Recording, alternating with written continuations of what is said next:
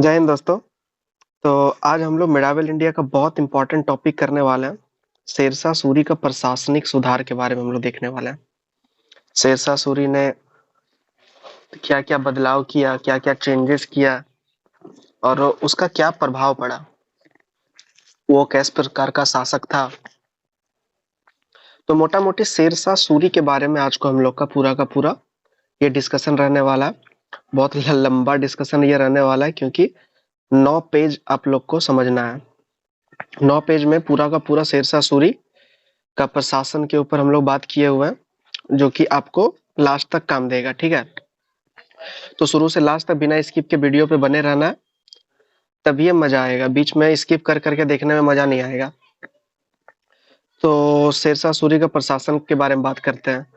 और एक क्वेश्चन इससे रिलेटेड रहता है कि शेरशाह सूरी अकबर का अग्रगामी है, इसकी व्याख्या करें। एक क्वेश्चन ये रहता है। तो ये दोनों क्वेश्चन का आंसर आप लोग अच्छा से समझिए कि कैसा ये दोनों का आंसर रहने रहने रहेगा, जिससे कि आपको जब एग्जाम में बैठिएगा तो कोई भी किसी प्रकार का दिक्कत नहीं होगा। तो देखिए, किसी भी राजा का जो वो बोलता है प्रशासन के बारे में, कोई भी राजा का बोलता है कि मान लीजिए कि शेरशाह सूरी का प्रशासनिक सुधार, अकबर का प्रशासनिक सुधार, हुमायूं का प्रशासनिक सुधार, या आगे चल के बात करें तो ब्रिटिश का प्रशासनिक सुधार, कार्नवालिस का प्रशासनिक सुधार। तो ये सब का यदि सुधार के बारे में बात करता है तो बेसिकली हम लोग को इसमें क्या क्या देखना पड़ता है, हम लोग वो पहले देख लेते हैं।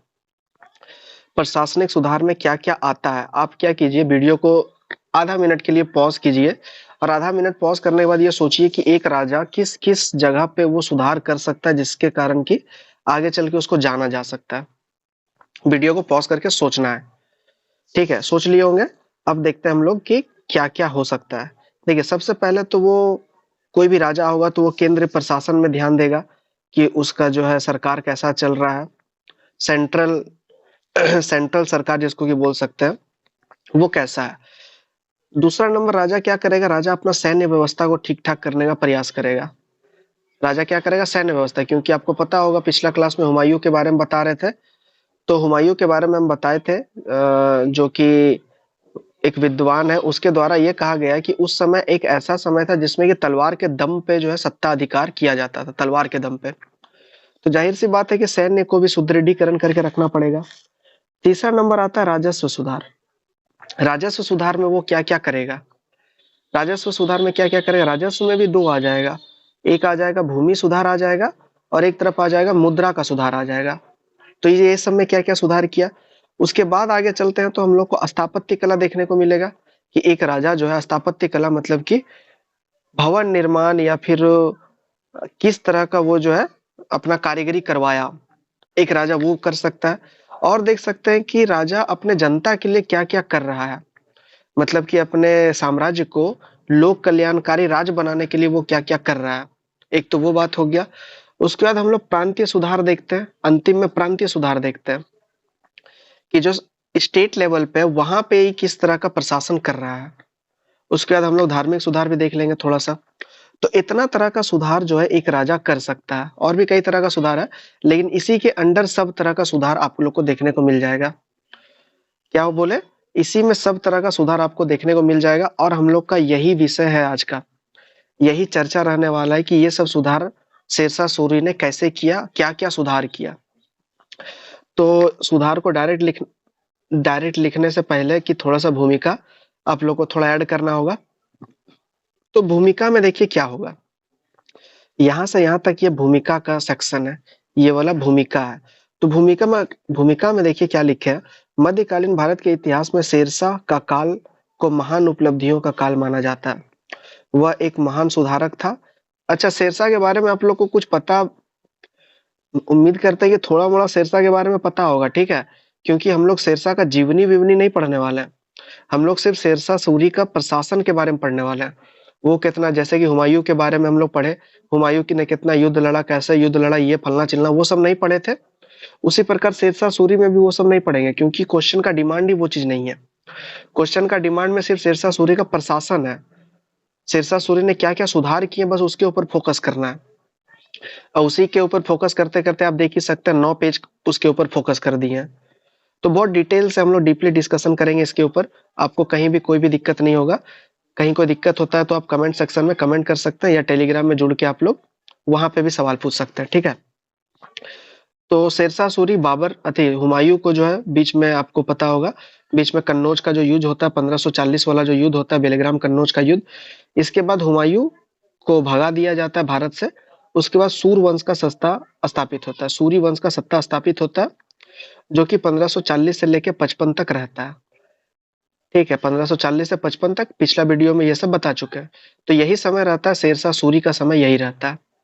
हुमायूं को हराने के बाद हिंदुस्तान की गद्दी पर बैठा ये, और जान के आश्चर्य आपको होगा कि ये 56 साल की उम्र में ये गद्दी पर बैठा।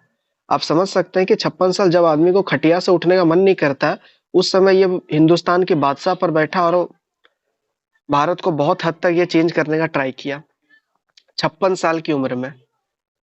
तो ये बहुत ही गजब का, इसके मैं बोल सकते हैं कि एक दृढ़ शक्ति होगा। इसीलिए 56 साल की उम्र में भी इतना इतना सुधार, मात्र 5 साल ही तो रहा, मात्र 5 साल ही रहा। ये 5 साल में ही खतरनाक खतरनाक सुधार करके चला गया, जिसके कारण कि हम लोग अभी तक पढ़ रहे हैं। तो देखिए, इसका कारण शेरशाह सूरी द्वारा किया गया लगान व्यवस्था, स्थानीय प्रशासन, मुद्रा व्यवस्था, धार्मिक उदारता, लोक कल्याणकारी राज्य की स्थापना आदि सिद्धांतों का कुछ परिवर्तन के साथ अकबर द्वारा भी लागू किया गया। अब हम एक क्वेश्चन बताए थे आपको कि शेरशाह सूरी को अकबर का अग्रगामी कहा जाता है, इसकी व्याख्या करें या फिर इसका परीक्षण करें, ठीक है। इस तरह का भी क्वेश्चन रह सकता है, तो वो दोनों क्वेश्चन का आंसर साथ साथ हम लोग लेके चलेंगे। तो ये आपका हो गया भूमिका का लाइन हो गया। भूमिका में का लाइन का लास्ट में थोड़ा सा अकबर के बारे में बता दिया है, ठीक है। आप लोग अच्छा से पढ़ लीजिएगा, टेलीग्राम में आपको पीडीएफ इसका मिल जाएगा। टेलीग्राम सभी को जुड़ जाइएगा टेलीग्राम में। उसका देखिए, हम आपको हमेशा बताते हैं कि जहां भी ग्राफ खींचने का यदि मौका आपको है, ऐसा क्वेश्चन पूछ लिया कि जहां पे ग्राफ खींचने का आपके पास सुविधा अवेलेबल है, तो ग्राफ खींचने में बिल्कुल संकोच नहीं करना है, ग्राफ बिल्कुल खींच देना है। ग्राफ का मतलब ये वो है कि मैप का बारे में बोल रहे हैं, या किसी तरह का मतलब मैप के थ्रू इंडिकेट करने का।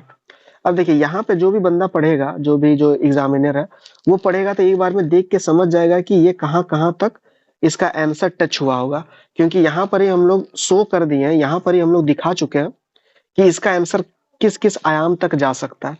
तो शेरशाह का प्रशासन में सबसे पहले अभी जो हम बताए, केंद्रीय प्रशासन, सैन्य प्रशासन, राजस्व सुधार, स्थापत्य कला में सुधार, धार्मिक सुधार, लोक कल्याणकारी राज्य में सुधार और प्रांतीय प्रशासन।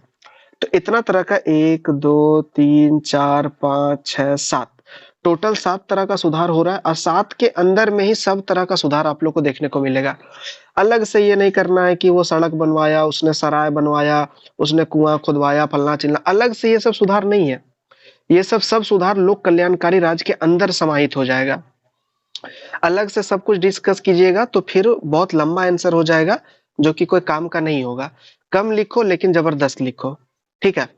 तो शेरशाह सूरी का इतना आता था। देखिए, केंद्र प्रशासन में वो किस तरह बांटा हुआ था, उसका विकेंद्रीकरण के ऊपर इसका जोर था। मतलब कि सत्ता को ऐसा बांट दिया जाए कि केंद्र सरकार अलग सत्ता स्थापित करेगा, उसका नीचे प्रांतीय सरकार रहेगा, और उसके नीचे जो है और एक सरकार रहेगा, जो कि आगे बताएंगे हम, ठीक है। तो इस तरह का सत्ता उसने स्थापित करने का ट्राई किया। राजस्व सुधार में उसने भू राजस्व सुधार पर जोर दिया, और मुद्रा का मानकीकरण किया, मतलब मुद्रा में भी उसने बहुत हद तक सुधार किया। अब हम लोग इसको एक एक करके डील करते हैं। प्रांतीय शासन के में भी ये 3 भाग में बांट दिया था प्रांतीय शासन में। आगे चल के बात करेंगे सरकार, परगना और ग्राम में। तो ये आपका हो गया पूरा का पूरा, मतलब कि आंसर का समरे हो गया। आंसर का समरे ये वाला एक लाइन में पूरा का पूरा आप लोग का फिक्स हो गया कि ये सब भूमिका है भैया, और ये सब के ऊपर हम लोग बात करने वाले हैं। अगला हम लोग का जो भी लिखेंगे सब इसी के ऊपर लिखने वाले हैं। तो ये एक एग्जामिनर को पता चल गया कि ऐसा ऐसा करना है। अब देखते हैं आगे, थोड़ा सा हम लोग फास्ट चलेंगे क्योंकि बहुत लंबा आंसर है इसका, और ट्राई करते हैं बहुत जल्दी से जल्दी ज्यादा से ज्यादा बता देने का, ठीक है। अब सबसे पहले हम लोग केंद्रीय प्रशासन के ऊपर देखते हैं, सेंट्रल एडमिनिस्ट्रेशन। तो देखिए, शेरशाह ने केंद्रीय प्रशासन सुदृढ़ रखा, जिसका अनुसरण अकबर ने भी बाद में किया। शेरशाह का प्रांत केंद्रीय प्रशासन जो है बहुत ही अच्छा था। इसने बहुत सारा अलग अलग पद बनाया, जिससे कि सरकार को अच्छा तरीका से सुविधाजनक तौर पे उसको चलाया जा सकता है। बहुत सारा दीवान है। देखिए, अब उसने कैसे कैसे बांटा, दीवान विजारत, दीवान विजारत, ये है आय व्यय का निरीक्षक है। दीवान विजार, ये बहुत इंपॉर्टेंट है, ठीक है, ये बहुत इंपॉर्टेंट है। ये वाला अलग अलग एग्जाम में ये वाला क्वेश्चन पूछा जाता है यहाँ से। तो आप ऐसा कीजिएगा कि ये वाला आपको पीडीएफ तो दे ही देंगे, उसको क्या कीजिएगा कि एक छोटा सा अपना A4 साइड में या फिर जिस जहां भी आप नोट वोट करते हैं वहां पे ये सबको लिख लेना है, ठीक है, 5-6 जो भी है, 5-6 गो है, उस सबको लिख लेना है और सामने अपना स्टडी टेबल के सामने चिपका देना है। क्योंकि ये ऐसा चीज है कि ये कंफ्यूजिंग वाला चीज है, एक बार में याद भी ये नहीं होगा, ये बात सत्य है। तो इसको सामने रखिएगा और सामने कुछ ना कुछ इंटरलिंक करके इसको याद कर लेना है, इंटरलिंक करके याद कर लेना है। मान लीजिए कि आपका कोई दोस्त है, उसको बोल देना है कि आप तुम जो है दीवाने रसालत है, बोलना मतलब मन में बोलना है, ठीक है, तुम जो है दीवाने रसालत हो, तुम विदेश मंत्रालय हो, तुम ये हो, तुम वो हो। तो सामने स्टडी टेबल के सामने चिपका करके कम से कम सप्ताह भर इसको देख लेना है, आराम से याद हो जाएगा।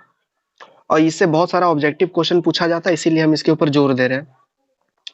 आप क्वेश्चन बैंक निकाल करके आप देख सकते हैं, ठीक है, जहां का भी। तो दीवान विजारत यह है आय व्यय निरीक्षक। दीवान अरीज, दीवान आरिज यह सेना संगठन व भर्ती। उसका देखते हैं दीवान इंसा, शाही सचिवालय एवं पत्राचार, पत्राचार। उसका दीवान रसालत, विदेश मंत्रालय दीवान रसालत। उसका दीवान बरीद, यह गुप्तचर विभाग। शेरशाह सूरी के शासन काल में एक बात याद रखना है कि गुप्तचर जो है बहुत सक्रिय भूमिका निभा रहा था। कहीं भी कुछ दिक्कत होता था तो जो गुप्तचर विभाग है फटाक से आके शेरशाह सूरी को बताता था कि देखिए सरकार ऐसा ऐसा बात है, आप कुछ कीजिए। कहने का मतलब ये है कि शेरशाह के टाइम में गुप्त विभाग बहुत ही सक्रिय भूमिका निभा रहा था। तो कौन था? दीवाने बरीद। उसके बाद लास्ट है दीवाने कजा, न्याय विभाग का अध्यक्ष। अब न्याय विभाग का भी अध्यक्ष रखना तो बनता है, इतना इतना जटिल तरीका से वो अपना सैन्य प्रशासन प्रशासन व्यवस्था को रखा है, तो जाहिर सी बात है न्याय व्यवस्था को भी अच्छा रखेगा। शेरशाह सूरी के टाइम पीरियड में ये कहा जाता है कि रात में भी यदि कोई महिला निकलती है कुछ सामान वामान लेके तो उसको कोई तंग नहीं कर सकता। मतलब कि रात में भी महिलाओं लोग को फ्रीडम मिला हुआ था कि आराम से इधर उधर अपना काम कर सकती है। इतना वहां का, आप बोल सकते हैं कि इतना वहां का कड़ाई से पालन किया जा रहा था। इससे आप अंदाजा लगा सकते हैं कि शेरशाह सूरी का न्याय व्यवस्था किस तरह का रहा होगा। शेरशाह सूरी के बारे में एक और बात कहा जाता है कि शेरशाह सूरी जो अपराध करती है अपराधी को दंड वो नहीं देता था, वो दंड अपराधी को दे करके ये चीज साबित करना चाहता था कि दूसरा कोई अपराध ना करे। इतना घंघोर घंघोर अपराध का सजा होता था। किसी का जो अपराध करता था हाथ काट लिया, अंग अंग दान का मतलब कि अंग काट लेने का, उसका हाथ के बदले हाथ, आंख के बदले आंख। तो इस तरह का कठोर न्याय व्यवस्था था शेरशाह सूरी के टाइम पीरियड में। इसीलिए पूरा का पूरा जो उसका व्यवस्था था बहुत अच्छा तरीका से व्यवस्था उसका चल रहा था। तो ये वाला याद कर लेना है। केंद्र प्रशासन हम लोग का खत्म हो गया। केंद्र प्रशासन में आप लोग को यही लिखना है, ठीक है। कोई दिक्कत केंद्र प्रशासन में? केंद्र प्रशासन में यही लिखना है कि केंद्र प्रशासन शेरशाह सूरी का बहुत ही अच्छा था, जो कि बाद में चल के अकबर ने भी बहुत कुछ एडप्ट किया। और उसमें क्या क्या था ये चीज लिख देना है।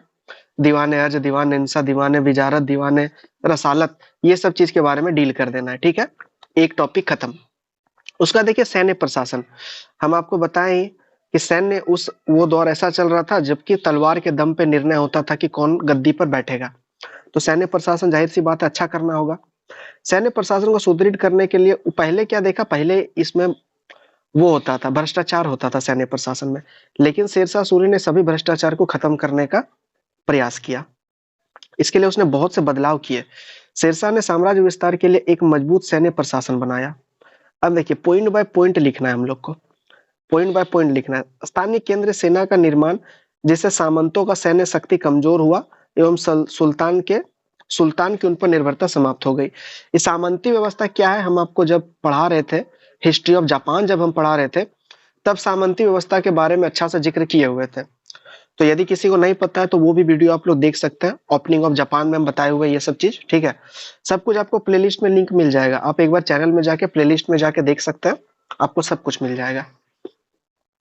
तो ये कर रहा था, वो क्या कर रहा था कि केंद्र सेना का निर्माण किया जिससे कि सामंती व्यवस्था को खत्म किया जा सके, जिससे कि निर्भरता जो है, पहले क्या होता था, पहले राजा निर्भर होता था सामंत के ऊपर। क्यों?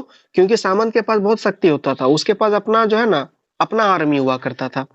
तो इसी को खत्म करने का शेरशाह सूरी ने प्रयास किया। बहुत हद तक सफल भी हो गया और बहुत तक हद तक सफल वो नहीं भी हुआ इस काम में। देखिए, सेना को वो दो भाग में बांट दिया।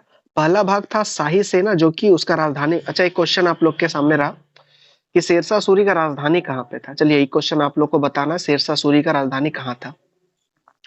ये सब डायरेक्ट क्वेश्चन पूछा जाता है, ठीक है, हल्के में नहीं लेना ये सब क्वेश्चन। तो शेरशाह सूरी अपना सेना को दो भाग में बांट दिया। एक था शाही सेना, जो कि राजधानी में उसका रहता था, और दूसरा है अमीरों की सेना। अमीरों की सेना क्या हो गया, उस टाइम पे अमीर लोग चला करता था। सामंत व्यवस्था का क्या मतलब है, सामंत लोग अमीर ही तो होते थे। तो उसके लिए एक अलग सेना, अमीरों का सेना, और प्लस में तोपखाना भी ये रखता था। आपको पता होगा कि बाबर इंट्रोड्यूस तोप का इंट्रोड्यूस बाबर कर चुका है पहले ही। तो शेरशाह सूरी ने तोपखाना का अलग से वो जो है अपना सेना में भर्ती कराया तोपखाना के लिए। और ये तोपखाना के कारण ही जो है तोप फटने से ही जो है उसका मृत्यु हो जाता है। बहुत दुखद मृत्यु होता है शेरशाह सूरी का तोप फटने, कालिंजर अभियान पे जब वो चलता है तो वहीं पे तोप फटने से उसकी मृत्यु हो जाती है, ठीक है। अभी चलेंगे आगे धीरे धीरे। और इसका हेड कौन होता था, इसका हेड सुल्तान स्वयं होता था। इस समय प्रशासनिक हेड, सबसे हेड सुल्तान स्वयं। सुल्तान का मतलब क्या है, सुल्तान का मतलब है वो शेरशाह सूरी खुद, राजा बादशाह सुल्तान होता था। तो सैन्य व्यवस्था का जो राजा है, हेड है, वो सुल्तान होता था। और इसने बहुत सारा काम किया सैन्य व्यवस्था के लिए। उसने सैनिकों का भर्ती स्वयं करने लगा। ये चाहता था कि राजा और सेना राजा और सेना में एक तरह से सामंजस्य स्थापित किया जाए। ये दोनों को दूर एक दूसरे से नहीं रखा जाए, दोनों को मिल बांट के काम करना पड़ेगा। ऐसे नहीं होगा कि राजा को सेना पे ध्यान ही नहीं दे। आपको याद होगा जब ये बाबर और हुमायूं जब शासन कर रहा था तो ये दोनों अपना प्रशासन को बिल्कुल ध्यान में नहीं रखा था। इन लोग को बस युद्ध से मतलब था और अपना टेरिटरी बनाने से मतलब था। वहीं अगर शेरशाह सूरी की बात करें तो शेरशाह सूरी एक साम्राज्यवादी व्यक्ति था, साम्राज्यवादी व्यक्ति ये था, लेकिन ये अपना सैनिक व्यवस्था को भी सुदृढ़ करना चाहता था। सभी दिशाओं में ये अपना अच्छा शासन करना चाहता था। तो उसके लिए क्या किया, स्वयं उसका निरीक्षण करने लगा सेना का। सैनिक को वेतन भी वो स्वयं तय करने लगा। सेना को हर प्रकार का आदेश भी वह स्वयं देने लगा। मतलब सेना से रिलेटेड जितना तरह का काम था वह सब काम जो है ना स्वयं शेरशाह सूरी के देखरेख में होता था। मतलब सुल्तान के देखरेख में सब कुछ होता था। इसके अलावा उसने सेना व्यवस्था में क्या किया, उसने जो अलाउद्दीन खिलजी, जब आप लोग पढ़े होंगे पार्ट 2 में जो अलाउद्दीन खिलजी आप लोग का था, तो अलाउद्दीन खिलजी में आप लोग पढ़े होंगे उसने एक विशेष तरह का सेना का निकाला था जिसको कि घोड़ा, मतलब कि दाग और हुलिया व्यवस्था कहा जाता है। घोड़ा को दागो और सेना का हुलिया का निरीक्षण करो। इसका मतलब ये है कि घोड़ा में दाग प्रथा चलता था और सेना का पूरा एक सिस्टमैटिक ढंग से एक रजिस्टर तैयार होता था जिसमें कि सबका नाम लिखा हुआ रहता था। सबका एक तरह से पहचान हम लोग बोल सकते हैं कि हाँ ये सेना जो है इस सेना का भाग है, मतलब शेरशाह सूरी का सेना का ये भाग है, हम लोग ये बोल सकते हैं। तो ये व्यवस्था चला करता था। इसको अलाउद्दीन खिलजी से अडॉप्ट किया था ये शेरशाह सूरी अलाउद्दीन खिलजी से, ठीक है। सैनिकों को नगद वेतन देना शुरू किया जिससे जागीरदारों की शक्ति का नियंत्रण किया जा सके, ठीक है। और एक बात कि शेरशाह सूरी अपना सैनिक को नगद वेतन देना स्टार्ट किया जो कि अलाउद्दीन खिलजी भी देता था। तो ये सब हो गया सेना में बदलाव। समझ में आ गया कि सेना में क्या क्या बदलाव किया हूँ। सबसे पहले तो उसने सेना को दो भाग में बांट दिया। पहला सेना आपका रहेगा राजधानी में, दूसरा सेना रहेगा अमीर में। दूसरा बात ये क्या किया कि सभी प्रकार का बंदिश जो कि राजा और सेना के बीच होता था सबको वो खत्म कर दिया। वो डायरेक्ट स्वयं सेना को भर्ती करता था, क्या क्या करना है वो स्वयं डिसाइड करता था, पैसा कितना देना है वो डिसाइड करता था, हुलिया और दाग का प्रथा चलाया था। तो ये सब व्यवस्था सेना में उसने स्थापित किया था। हाँ,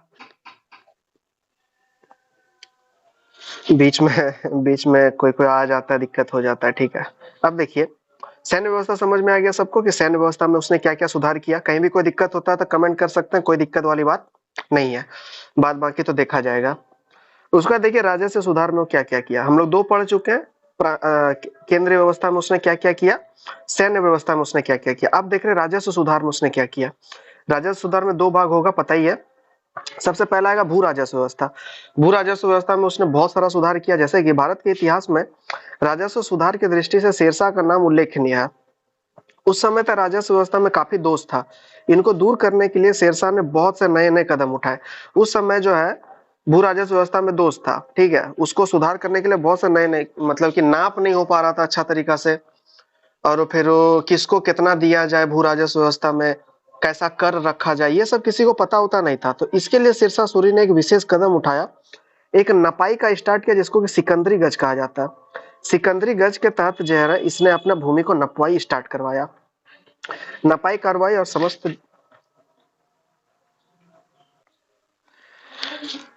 तो सिकंदरी गज का ये इंट्रोड्यूस किया सिकंदरी गज, जिससे कि अपना पूरा भूमि को ये नपवा दिया, ठीक है।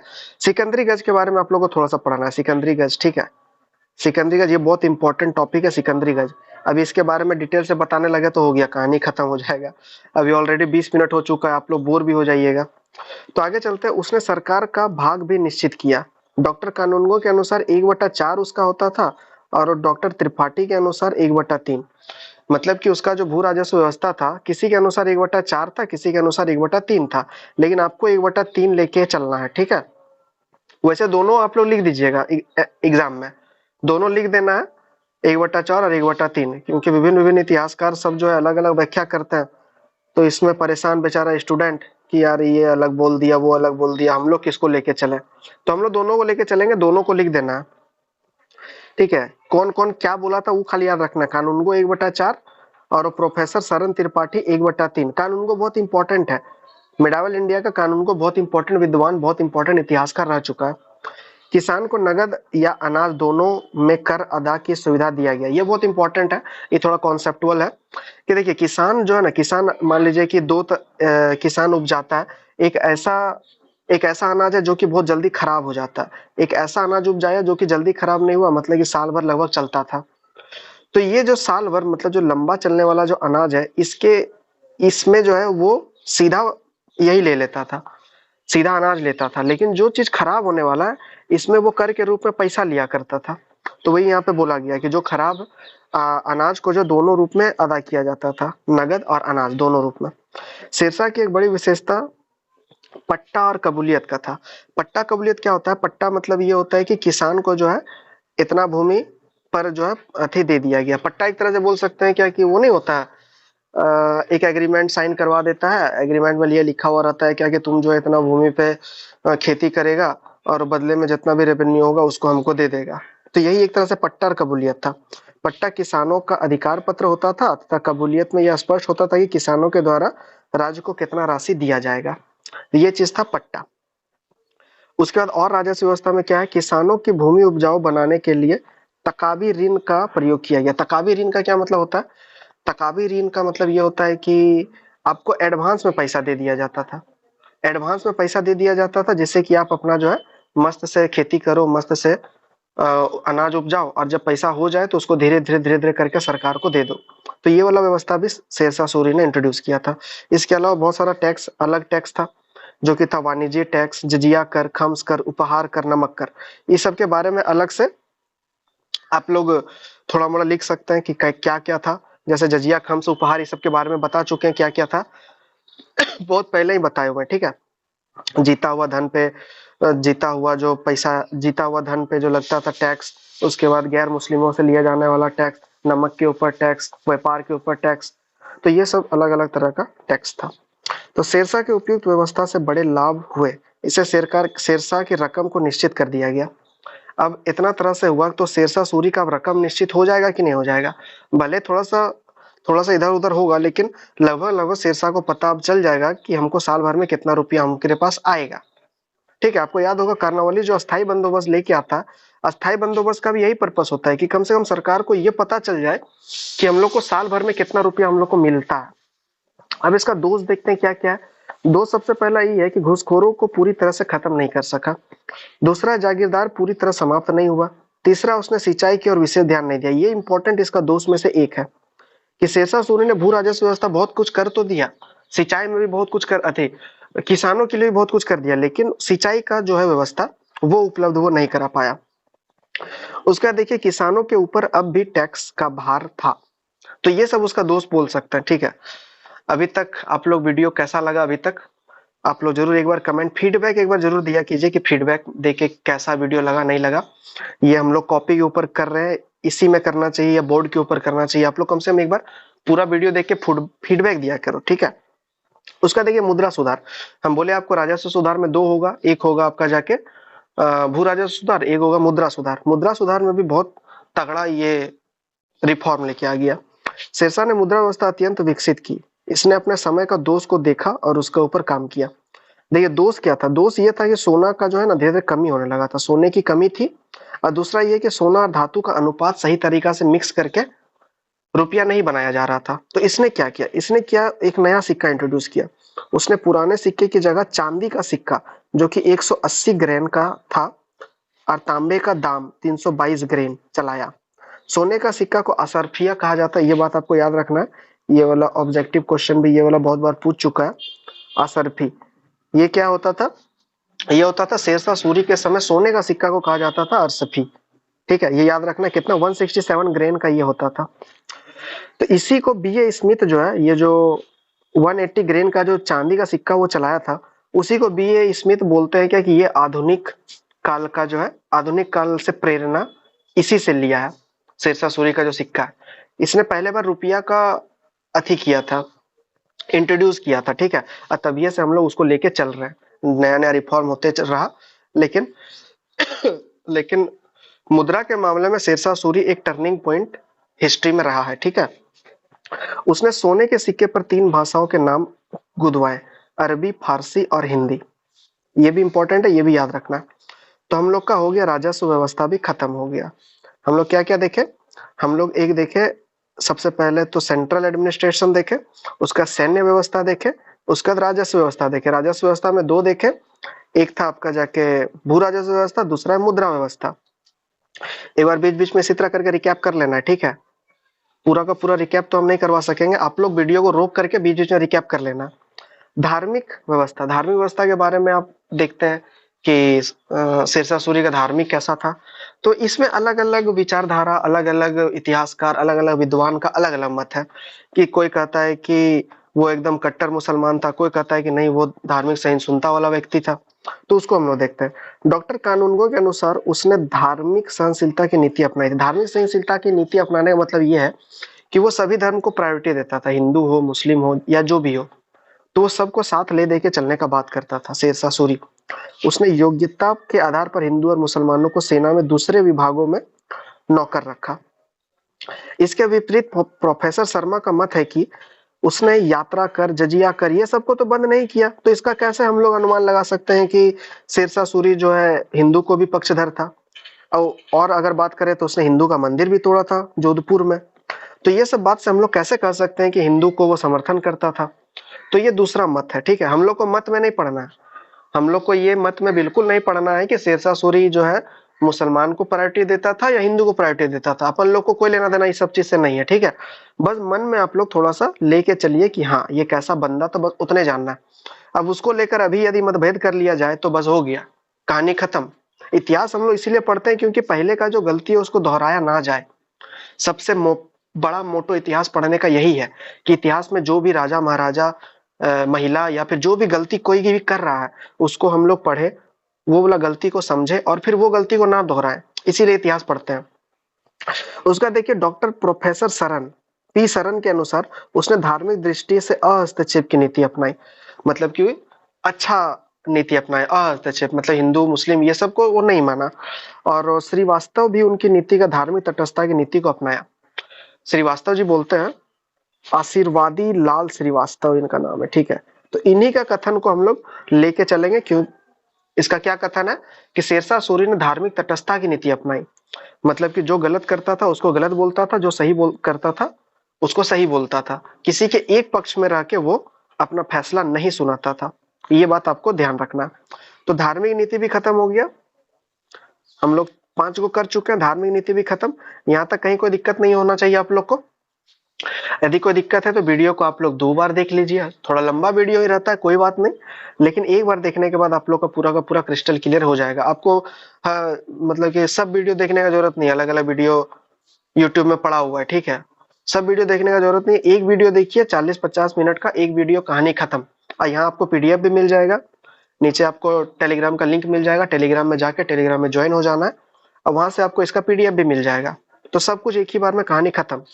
इसका युद्ध बुद्ध के बारे में यदि जानना है तो कमेंट कीजिएगा आप लोग, कभी युद्ध के बारे में भी कभी चर्चा कर देंगे। उसका देखिए लोक कल्याणकारी राज्य की स्थापना।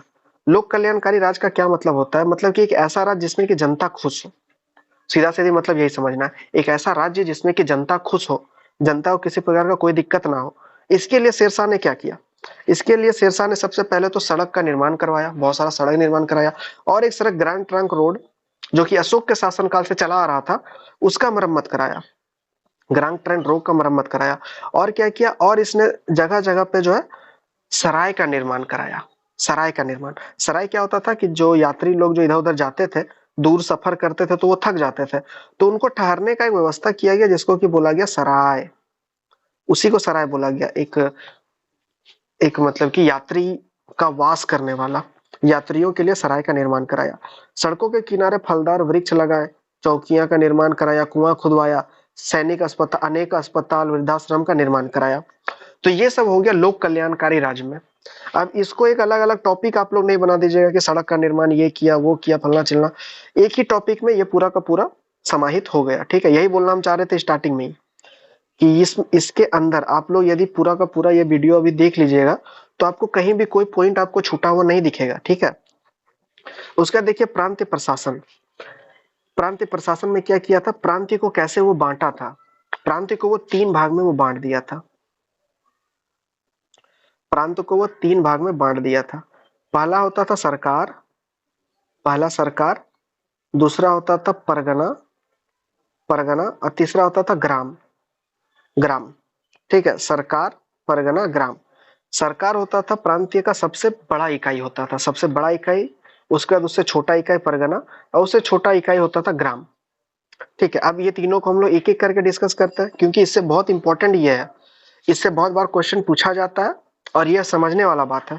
देखिए सरकार के ऊपर बात करेंगे तो प्रशासन की सबसे बड़ी इकाई थी सिकदार, याद रखना है सिकदार, जो सरकार के नागरिक प्रशासन का प्रभारी था। मुंसिफ ए मुंसिफान से न्याय विभाग का प्रधान होता था, मुंसिफ ए मुंसिफान। ठीक है, ये वाला जो ये तीनों का जो है ना, सरकार, परगना और ग्राम, ये वाला तीनों को आप लोग बहुत अच्छा तरीका से पढ़ के बहुत अच्छा तरीका से रेडी करके रखिए क्योंकि कंफ्यूजिंग यहीं पे होगा। 2 जगह हम बता देते हैं शेरशाह सूरी में कंफ्यूजिंग होगा, एक यहाँ पे सरकार, परगना, ग्राम, और एक वहां पे जो स्टार्टिंग में ही बता दिया दीवान है रिसालत, दीवान है इंसा, दीवान है रजा, दीवान है कजा। तो वहां पे एक प्रॉब्लम वहां पे आएगा कि कौन सा कौन विभाग है, और एक तो सरकार, परगना और ग्राम, ये दोनों जगह आप लोग को हो सकता है कि प्रॉब्लम होगा। तो क्या करना है, हम बता ही चुके हैं पहले ही, एक स्टडी आप लोग जहां पे पढ़ते हैं उसके सामने A4 साइज का या फिर आप कोई भी नोट्स या फिर कोई भी पेज का टुकड़ा वहां पे लिखिए, 5-6 गो तो लिखना पड़ेगा, कोई दिक्कत नहीं है, 5-6 गो लिखिए और सामने चिपका दीजिए। जब भी मन करेगा एक बार देख लेना, अच्छा दीवान रिसालत ये होता है, अच्छा दीवान इंसा ये होता है, अच्छा समाचार पत्र ये करता है वो करता है। ठीक है, मन मन वो सब दोहरा लेना है। ठीक है, वो सब आपको बहुत काम देगा। अब देखिए सरकार हम लोग देख लिए, अब देखते हैं परगना। परगना में सैन्य अधिकारी का मुख्य प्रशासक सिकदार था, फौजदार खजांची होता था, मुंसिफ का कार्य दीवानी मुकदमे का निर्णय करना तथा भूमि का नाप स्वयं लगान व्यवस्था करना था। टाइम रहता ना तो ये तीनों को बहुत अच्छा तरीका से हम आपको डिटेल से बताते हैं, तीनों को बताने में ही लग जाएगा आधा घंटा।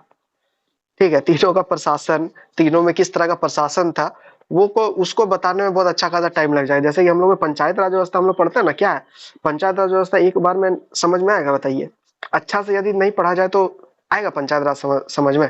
चलिए क्वेश्चन रहा कि पंचायत राज व्यवस्था किस अनुच्छेद में है, अनुच्छेद नहीं किस भाग में है, भाग खाली बताना है, या फिर अनुसूची। ठीक है, तो ग्राम देखिए, ग्राम प्रशासन की सबसे छोटी इकाई थी ग्राम, सबसे बड़ा कौन था, सबसे बड़ा सरकार, उसके बाद कौन था, उसके बाद था परगना, उसके बाद कौन था, उसके बाद था ग्राम। तो ग्राम सबसे छोटी इकाई थी। शेरशाह ने इसे कोई परिवर्तन नहीं किया। गांव की सुरक्षा, शिक्षा और सफाई आदि का प्रबंध ग्राम पंचायत करती थी। मुकद्दम अधिकार का काम शांति व्यवस्था बनाए रखना था। पटवारी कृषक भूमि एवं उपज का ब्यौरा रखने वाला था। पटवारी जो है सबसे नीचे जो है वो भूमि का उपज का ब्यौरा रखता था, पटवारी, ये याद रखना पटवारी। ऑब्जेक्टिव में क्वेश्चन पूछा जाता है कि मुगल काल में पटवारी किस काम के लिए यूज होता था, ये सबसे बहुत ज्यादा ऑब्जेक्टिव क्वेश्चन पूछा जाता है। एक यहाँ हम जहां जहां से बोल रही है कि यहाँ से क्वेश्चन और एक सबसे स्टार्टिंग में जो बोले दीवाने रसा इंसा इंसा, वो सब, तो वो दोनों जगह से बहुत ज्यादा क्वेश्चन पूछा जाता है। आप लोग ये बात को ध्यान देना है इस सब को, ठीक है। और ऑब्जेक्टिव का टेंशन नहीं लेना है, ऑब्जेक्टिव आने वाला समय में ऑब्जेक्टिव भी कराएंगे, कोई दिक्कत नहीं है। जो भी कमेंट कर रहे हैं ऑब्जेक्टिव कराने के लिए, तो वो भी हो जाएगा।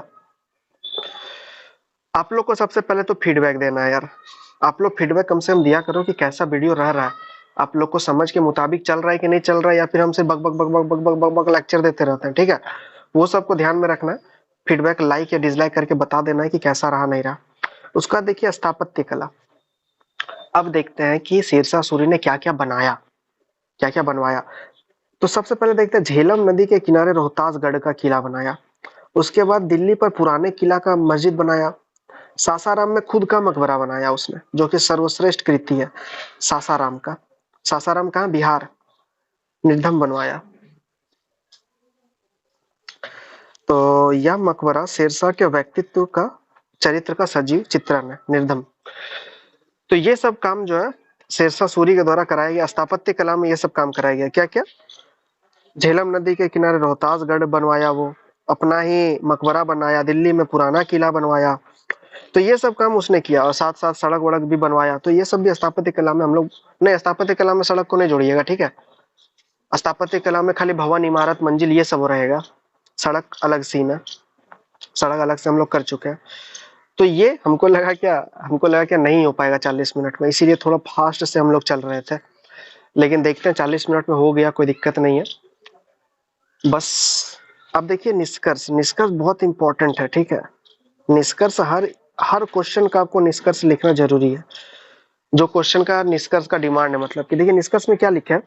शेरशाह के पूरे शासनकाल देखने से पता चलता है कि शेरशाह ने अपने समय प्रशासनिक सुधार में विशेष बल दिया।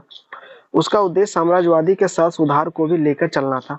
हम बताए स्टार्टिंग में, वो साम्राज्यवादी व्यक्ति, साम्राज्यवादी का मतलब यह है कि अपना टेरिटरी को बढ़ाना, अपने आप को सीमित नहीं रखना, यही होता है साम्राज्यवादी।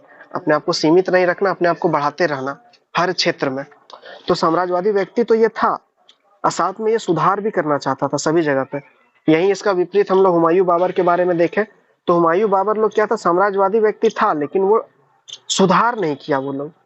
हम राजस्व में देख हम हम राजस्व में देखें, या धार्मिक मामले में, या स्थापत्य कला में, हम लोग किसी भी मामले में देखते हैं तो वो सभी जगह शेरशाह सूरी ने सुधार किया। इन सब से हम यह भी कह सकते हैं कि बहुत मामले में शेरशाह अकबर का अग्रगामी है, परंतु सभी मामले में नहीं। स्टार्टिंग में हम बताए थे कि अकबर अथे शेरशाह को अकबर का अग्रगामी कहा जाता है, इसकी व्याख्या करें।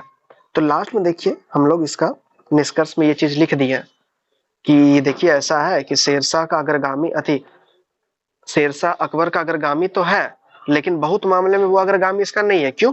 क्योंकि जब अकबर का धार्मिक नीति हम पढ़ेंगे, मतलब आप पढ़िएगा जब अकबर का धार्मिक नीति या अकबर का राजपूताना नीति जब ये पढ़िएगा, अकबर का एक बहुत इंपॉर्टेंट क्वेश्चन है कि अकबर का राजपूत नीति क्या था। तो जब वो सब पढ़िएगा तब आपको डिफरेंस समझ में आएगा, शेरशाह सूरी और अकबर के बीच का डिफरेंस तब समझ में आएगा। और भी बहुत मामले में समझ में आएगा, तो वो तो अकबर को पढ़ने के बाद ही पता चलेगा ना, अभी कैसे आपको बता दे, समझ में भी नहीं आएगा। तो ये सब कुल मिला के बात हो गया शेरशाह सूरी का प्रशासन। तो एक बार हम लोग रिकैप मार ले क्या, एक बार रिकैप कर लेते हैं। रिकैप इधर से नहीं कराते, रिकैप हम लोग लिख के करते हैं, सही रहेगा। शेरशाह सूरी 1530 से लेके, मतलब सूरी वंश का बात कर रहे हैं, 1540 से लेके 1555 तक का ये टाइम पीरियड रहता है। 5 साल शेरशाह सूरी करता है। 56 वर्ष की उम्र में वो गद्दी पर बैठ जाता है, और हुमायूं को उसने कन्नौज बेलग्राम की युद्ध में पराजित करता है, वो भाग जाता है। उसके बाद शेरशाह सूरी ने स्टार्ट किया अपना काम। अपना काम स्टार्ट किया का मतलब अपना सुधार स्थापित किया। सबसे पहले उसने जो है सेंट्रल एडमिनिस्ट्रेटर पर ध्यान दिया, जिसको कि सेंट्रल एडमिनिस्ट्रेटर पे उसने ध्यान दिया, केंद्रीय प्रशासन। उसके बाद उसने सेना पर ध्यान दिया, सेना पर ध्यान दिया। उसके बाद राजस्व व्यवस्था पे ध्यान दिया। राजस्व व्यवस्था में 2 चीज पे ऊपर ध्यान दिया, भू राजस्व व्यवस्था, मुद्रा में भी उसने ध्यान दिया।